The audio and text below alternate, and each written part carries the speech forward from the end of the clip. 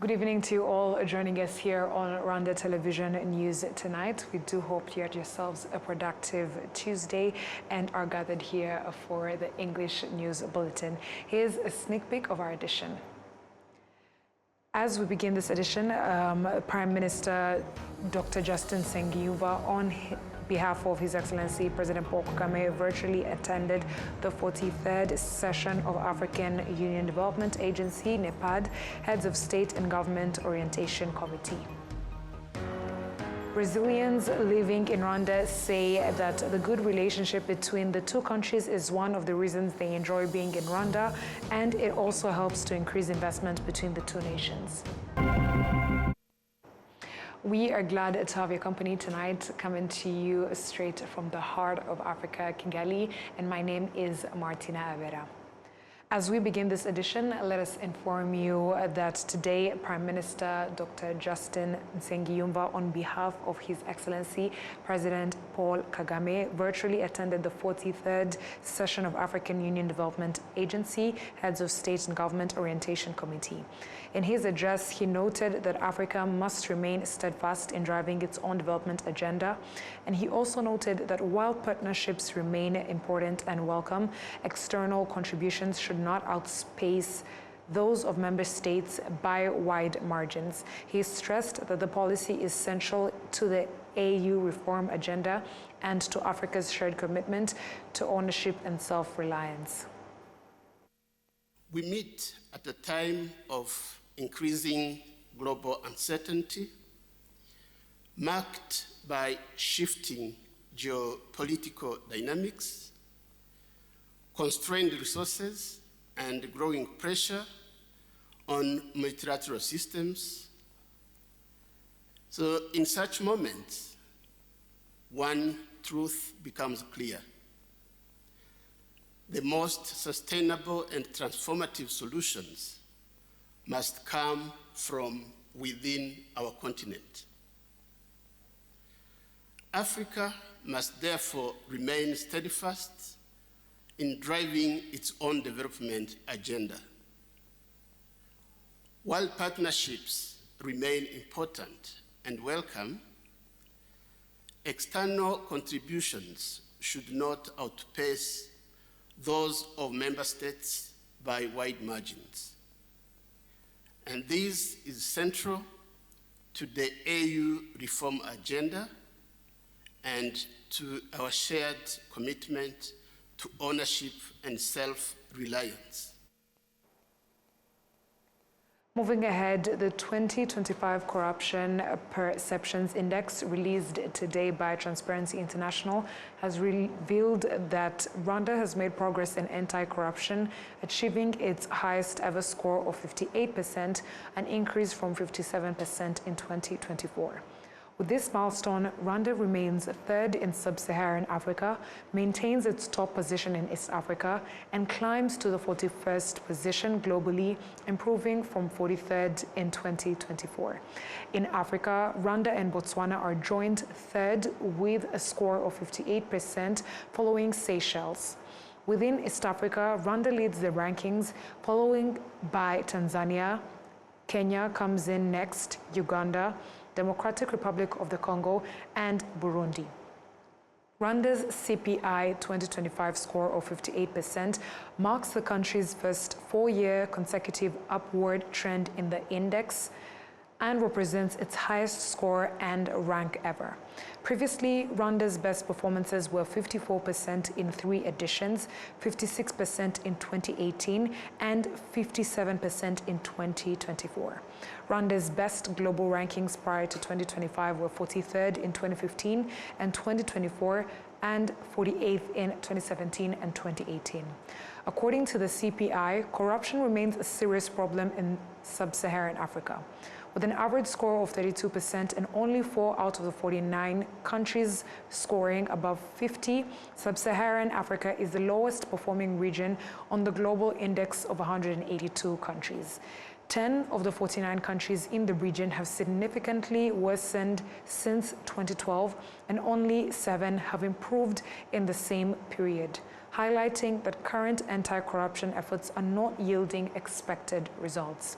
Corruption is worsening globally, with even established democracies experiencing rising corruption amid a decline in leadership, according to the latest Corruption Perceptions Index. This annual index shows that the number of countries scoring above 80 has shrunk from 12 a decade ago to just 5 this year.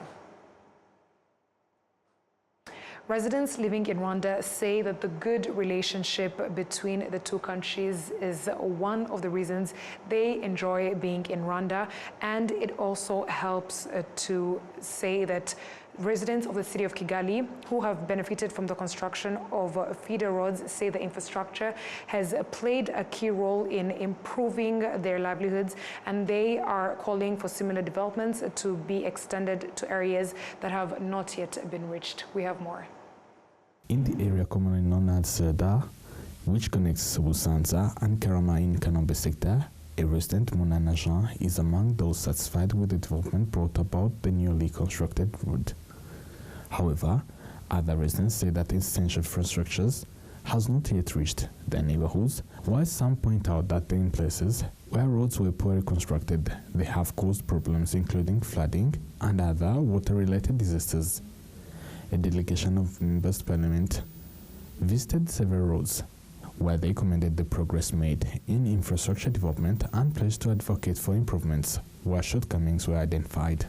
The government of Rwanda has indicated that under the second National Strategy for Transformation (NST2), plans include the construction and rehabilitation of more than 300 kilometers of national roads, as well as over 500 kilometers of feeder roads aimed at facilitating farmers and traders to transport goods to markets more efficiently. Brazilians living in Rwanda say that the good relationship between the two countries is one of the reasons they enjoy living in Rwanda, and it also helps to increase investment between the two nations. Enora Gladys has the detailed report. Milton Adriano is a Brazilian who has spent 10 months in Rwanda and works in the construction sector. He noted that he is happy to be in Rwanda and especially appreciates his collaboration with Rwandans. Estou aqui faz 10 meses. I have 30 years of experience in brick manufacturing, and I was recommended by the company that has set up the factory because they already knew my work. Working with Rwandans has been a very positive for me. I was warmly welcomed. I have already decided that my future is to stay here. I will continue following the dream and project of building a large brick factory that operates efficiently and delivers 100% quality. Todo o país de Rwanda. This collaboration is further strengthened by the fact that various investors from his country are now starting to invest in Rwanda, as emphasized by George Viana, the president of Brazilian Trade and Investment Promotion Agency, Apex Brazil. Rwanda is earning a strong reputation worldwide, and we in Brazil are convinced that Rwanda currently offers the best business environment in Africa for Brazilian companies and investors. It provides legal certainty, economic stability, political stability, and a comprehensive framework of protection for those who wish to invest. In other words, everything needed to attract Brazilian investment is already in place. What we need to do now is to identify the sectors and groups interested in investing here, while simultaneously expanding trade between Rwanda and Brazil. The ambassador of Brazil to Rwanda, Her Excellency Irene Vitagala, stated that they wish to strengthen this partnership, emphasizing that Rwanda is an important partner in international cooperation. I think for a country like Brazil, and particularly at this stage, we consider Rwanda an important partner in the area of multilateralism. Rwanda has a strong position in some subjects, and I think that Rwanda is an example in terms of what an African country can build. And for us, this is very good. If we come to Rwanda with our agents, economic agents, cultural agents, and if they are here and they see what you have been doing over the last 30 years, that's going to be very positive in terms of what we can do together. So I think that example from the part of Rwanda is something that we expect. We see that government is quite dedicated to organizing a very consistent agenda. That's good because we have to be proactive and work with the specific objectives. The Chief Executive Officer of RDB, Jingai Africa, recently assured these investors that Rwanda is ready to help them overcome any obstacles they may encounter. Think of Rwanda as the place where you can expand from in East and Central Africa. The place where it will be easiest to start a business. It takes 6 hours. I invite many of you to test my hypothesis and what I'm advancing here. But we've also structured the government as a machinery to be as responsive as possible to investors. And the promise of the Rwanda Development Board, of government, is to make it as easiest as possible for you to operate here. For us to achieve that objective, we've centralized a number of services within our one-stop center. So we have a one-stop center and we regulate multiple mandates, but the vision of the one-stop center, which brings together 20 agencies across the government and provides in excess of 400 services, the vision was that when the investor comes and steps into the Rwanda Development Board, he or she should never have to go anywhere else for licenses, services, permits.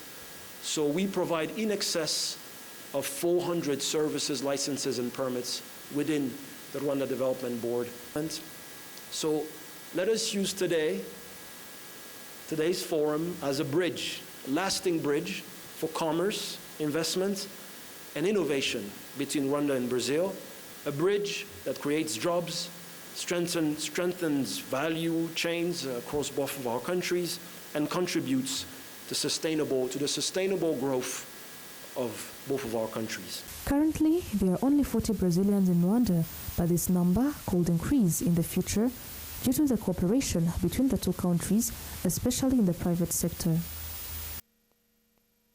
Thank you, Enora, for that report. Now, experts in technology and healthcare say that artificial intelligence technology is helping doctors avoid mistakes in the decisions they make. This comes as 50 health facilities in Rwanda are among 1,000 across Africa set to benefit from $50 million provided by the Gates Foundation. In some hospitals in the city of Kigali, specialists who analyze patients' test results are already using advanced machines powered by AI technology. The machine, you see, they can run up to maybe 20 and above samples per 10 or 15 minutes. But before, with using manually, you could run these samples within maybe 2 hours or 3 hours. But when we use the machine, automated machine such as the one we have, it facilitates not only, it reduces the time of waiting for the patient, but also facilitates with the doctors, and it reduces human errors that usually happens when it's manually processed. It came as a solution, and we're looking forward to embrace it, to understand how we can use it more to give the best service. On the other hand, with digital literacy standing at 53%, technology experts say it is also important to integrate the Kinyarwanda language into artificial intelligence technology in order to make it easier for many users, including community health workers. Together with our partners, the Gates Foundation, the Ministry of ICT, and the Rwanda Cultural Heritage Academy, we've been working on creating data sets, which are a very essential infrastructure to build AI in Kinyarwanda. Approximately 2 years ago, we've been working on an extensive data set, which is in 5 key categories, so healthcare being the first one. So the ability to build upon this infrastructure to deliver AI technologies or digital solutions in Kinyarwanda will enhance the adoption. So this technology being available in Kinyarwanda will now enhance the wide adoption across the country, and especially in healthcare services, it will be very, very essential. The Minister of ICT and Innovation, Paula Ingabire, while attending an international economic forum, noted that this AI technology will elevate the healthcare sector of the country to a higher level. And so we're very confident that AI is going to deliver these gains. When we started off for Rwanda, we're looking at the fact that when you look at the patient-doctor ratio, the numbers were really alarming. And we came up with a strategy to have, we call it 4x4 strategy.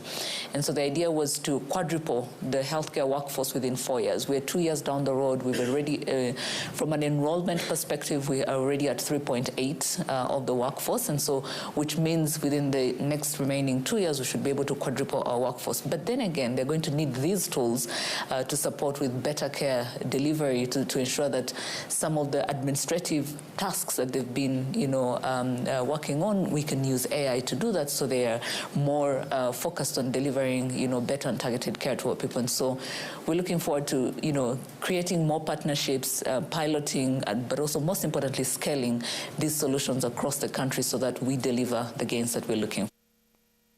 This support from the Gates Foundation comes in addition to $17.5 million that the foundation granted to Rwanda in April last year, aimed at establishing an AI scaling hub.